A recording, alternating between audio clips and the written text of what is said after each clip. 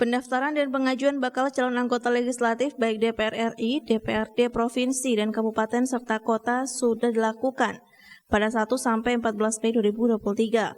Badan Pengawas Pemilu atau Bawaslu Sulawesi Tenggara membuka layanan posko pengaduan bagi masyarakat terkait pencalonan anggota legislatif. Ketua Bawaslu Sultra Iwan Rompo Bane mengatakan posko aduan itu sekaligus ada juga di masing-masing Bawaslu pada 17 kabupaten kota di Sulawesi Tenggara.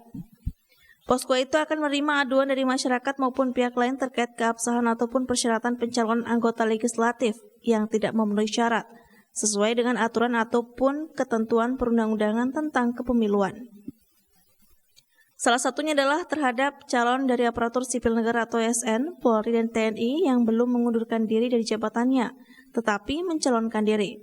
Pendirian posko pengaduan ini adalah dalam rangka melayani masyarakat jika ada yang ingin menyampaikan tanggapan, laporan atau aduan terkait pemenuhan syarat calon anggota legislatif DPR, DPRD Provinsi maupun DPRD Kabupaten Kota mengenai calon yang masih berstatus sebagai kepala daerah, ASN, TNI Polri, kepala desa maupun jabatan lain yang harus mengundurkan diri sebagaimana ketentuan peraturan perundang-undangan.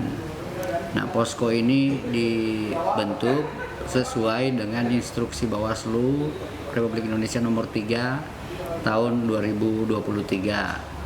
Nah, posko ini dibentuk di Bawaslu Provinsi maupun di Bawaslu Kabupaten Kota yang ada di Sulawesi Tenggara sejak tanggal 1 Mei sampai dengan berakhirnya tahapan pencalonan. Bagi masyarakat yang tidak sempat datang langsung ke kantor Bawaslu untuk mengajukan aduan, bisa menggunakan saluran hotline di nomor 0823 7793 3188. Sylvia Sakia, Kompas TV Kendari, Sulawesi Tenggara.